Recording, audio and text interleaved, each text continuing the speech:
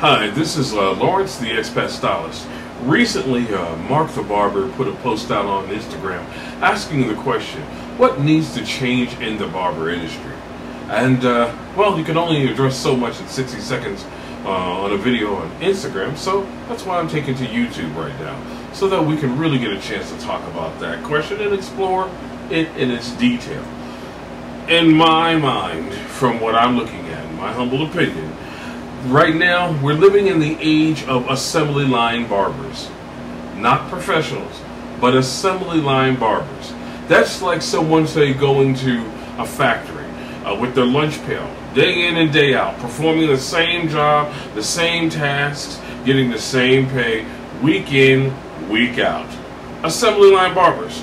They go in, they go out, and so forth. Now, here's how you identify an assembly line barber, and if you are an assembly line barber. Basically, you go to the same types of schools, you learn the same types of services. You, again, do the same types of cuts and services when you get out. You are fighting for the same types of clients. You open the same types of shops. Oh, you also compete in the same competitions. You're competing in a competition? You're competing against another barber to prove that you're better than that barber? But you're getting the same money. So you're not getting any better because you win a contest or because you got a bunch of trophies. Again, assembly line barbers. You know, you ever go to a job and someone wins the Employee of the Month award? They think there's something special. But they still have to go back to that assembly line job the next day. Oh, back to the assembly line barbers. They buy the same products. Something comes out, like this new black peel-off mask, and everybody's all aglow about it. You think that's actually the best option for your client's skin? Please. I don't even want to go there. Okay. But, again, they buy the same products, use the same blades. Even if the razor blade stinks, it actually sucks. You don't take the time to know what's best for your client. You go and you buy the same thing. Oh, now let's say you want to do something a little different, and you want to. Oh, I don't want to use that shaving gel anymore. I want to use a shaving soap. So you go to the same place to get that soap, because again, you are in the assembly line, and you follow along like everybody else.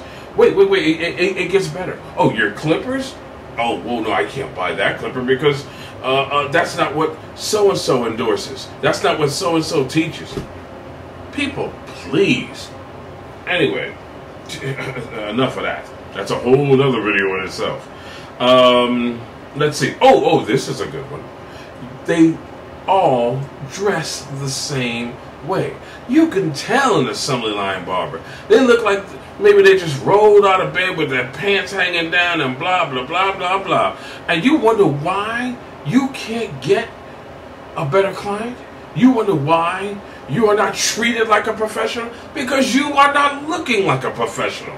Even if you, again, put on, oh, God forbid you put on a shirt and a tie, or God forbid you dress differently. You dress like you look like you know what you're doing, like you're a professional. Oh, you can't do that because again, it ain't cool. It ain't what everybody else doing. You are an assembly line barber.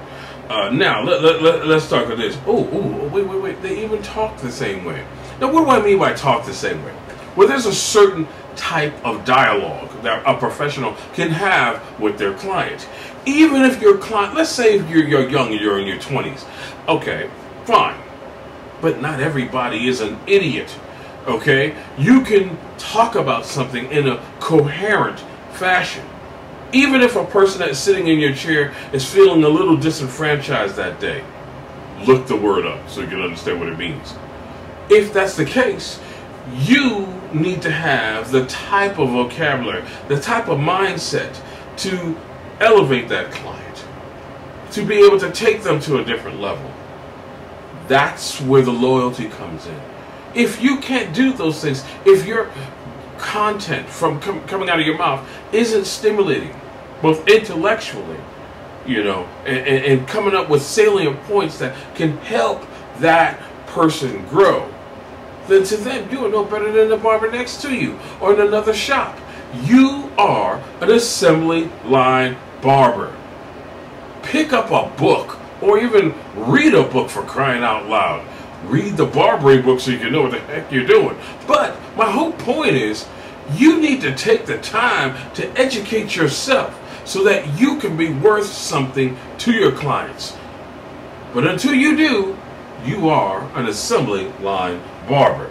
Now, here's one other thing. Everybody that's in that assembly line gets paid the same thing. I met a guy, fantastic barber, winning all these great contests. You know what the biggest joke was? Is that even despite all these contests that he's in and he wins, guess what? He still only makes $20 an hour. Now that is a joke. That is unacceptable. But that's what he does every single day. So no matter how big your list is of clients that you have every day, you're only getting $20? Dude, you need to stop competing and start educating, as in yourself. Take a look at the guy that they call, Google this as a matter of fact. Google the guy that they call the Beverly Hills Barber. See how he came out of the hood and now works on Rodeo Drive. See why he gets paid what he does for his services. Okay? And see what he puts into himself to be worth that kind of dollar. Oh, wait. Here's another thing that an assembly line barber wants to do. An assembly line barber wants to have his own product. Because he figures, well, if I have my own product, I have fame, I have a name. And the product that they put out is crap. If I see another barber put out a stinking shavette with their name on it that ain't worth crap, oh, please take that junk somewhere. But you're an assembly line barber. I once put out a post talking about a particular shavette by a company called Jatai. It's the Feather Artist Club SS. The low end of their product is like $90. No one wants to touch that. As a matter of fact, one guy complained about buying a shavette that was $25. Oh my goodness. Ridiculous. You got to understand something. The kind of clients that you want to get understand the products that you use. Okay, they see what's going on. They know what is on the higher end and what's on the low end because they've been there, and they may give you a try because they're out of town or whatever. Or let's say they roll in, they're new into town, and they want to try your service. Once they see how you conduct yourself, how you handle yourself, the products you use, etc., they're gone. They're not coming back. Oh, here's another thing that you could definitely tell an assembly line barber versus a professional. Please, you assembly line barbers out there, do something right with your barber side can or container or jar or whatever you want to call it. How many funky barber side jars do you see even in videos where these guys are doing great cuts? Have you seen that? You turn around and you wonder why you can't get any more clients because you're not clean. You're not being sanitary. Okay, you're not being a professional. That half full barberside jar that you have, which ain't been changed in months, or some don't even have anything in it at all. Okay, that shows you are not taking care to be a professional. You are an assembly line barber. Now, as far as what I call an old school or professional barber is concerned, from the minute you walk in that shop, you look around you, it's a whole different kind of ambiance. It exudes professionalism. It shows you that that person takes pride in what they project to their audience. They want to make sure that when you come in, you know you are in an elite environment.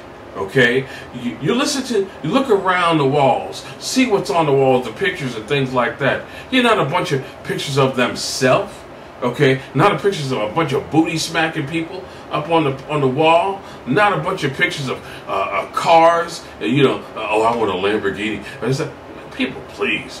They take pride in extolling the virtues of their professionalism, and that's what you see the minute you walk into that shop. Now, They realize they've got one chance to make a first impression. And so that's why they hit you with that kind of ambiance from the minute you even walk in their door. Now, when you get a chance to meet the barber, and you see the way he is dressed, you see the way he speaks to you, you see his list of services, okay? He's not afraid to put his list of services up, but he's also not afraid to tell you what his price is. He's not charging the same thing that the assembly line barbers charge. He's not going to do that. Why? Because he is a professional and worth more than that. As I said, he provides services that the other assembly line barbers don't. Or let's say he does provide the same time, he or she I should say, provides these professional services. But they do it in a professional way. They're not rushing to the next client. I recently was at a barber shop and I was teaching someone the process of properly wet shaving a client. The client was going to pay him over $45 for that shave, but he was rushing through it like he only had, excuse me, 10, maybe 15 minutes to do that shave. And I'm like, dude, what are you doing? You've got a client in there who's got you, okay, and you've got them. He's paying you $45. Take your time with this client. Pamper this client. Give this client excellent service, and he will be back. If you look at the professional barber, like I said, they talk like a pro. They even know the types of things that their target audience, their client, is going to be talking about. Not necessarily politics or anything like that. They could, you know, whether it is sports, whether it is, again, say, houses, cars, things of that nature. It doesn't have, you don't have to get involved to the, such an in-depth degree, but you at least know something of what your audience is doing. What I did, and one guy recommended, and he said, basically, you fake it till you make it. He went out and started taking golf lessons. Golf lessons. Okay, why? Because he said that's where his target clients are. And every single time he went to the golf range, okay, he had gentlemen giving him tips on how to give his accurate swing and so forth and so on. So guess what? As they got more comfortable with him, they would even allow him to go out there, you know, and not necessarily be part of their foursome, but watch them play so he could, again, continue to enhance his skills. So they asked him one time, why are you out here learning the game of golf? And he said, you know, it's a sport that, again, I admire, I really know nothing about, and so I want to learn and be professional. Now, here's the question that, again, shows his astuteness, because this is what he was really waiting for. They then asked him, well, what is it that you do? Now, he could have turned around and said, well, you know, I'm a barber over at this shop over here, blah, blah, blah. No, he says, I provide professional men's grooming services, which includes haircuts, styles, and shaves. Now, you would figure the next thing he would do is pull out a card, right, and give it to them? No, he did not. And they were looking for him to make that move, and he did not. Why? Because it wasn't time. You just earned their trust. And so, what did he do? Well, the next time he came along, and he went out there practicing, he was getting a little better. They met him in the clubhouse, and they said, hey, you know, didn't you say that you did men's haircuts and other grooming services? Notice they didn't call him a barber. They followed his lead. And he said, yes. He said, well, so-and-so just came into town, and he's got a meeting, a board meeting or whatever, tomorrow morning. You think you might be able to take care of him tonight? He said, well, I could take care of him right now. He said, what do you mean? He said, well, I always have my stuff in the car because I want to be ready for whatever opportunity comes my way. That's a gentleman who, again, is not an assembly line barber, who's a professional, who's ready to seize the opportunity. So what did he do? He went out to the car, got his stuff, came back in to the clubhouse, okay, in the clubhouse, and actually cut the man's hair right then and there. Now, how much do you think the gentleman was paid? You'd probably say maybe 20, 40, 50 bucks. Nope. He was paid $200. $200 for less than 35 minutes work, he said. That's a professional. That's not an assembly line barber. And again, it's not the amount that he was paid that dictates whether he was a professional or not. It is what he did to get into that opportunity. And once he got the opportunity, how he delivered. So, when you ask what needs to change in the barber industry, we need to stop being assembly line barbers. Okay? And we need to be professional. That means studying the ways in which barbers used to provide services. What was the barber shop to, again, its clientele back in the day? Why was it important? Okay? And how do they deliver services? How do they dress? How do they talk? How do they handle themselves? If you study that and you begin to emulate that in the way in which you handle yourself, the way you project, the way you deliver your services, then you will get out of that assembly line and you will become a professional.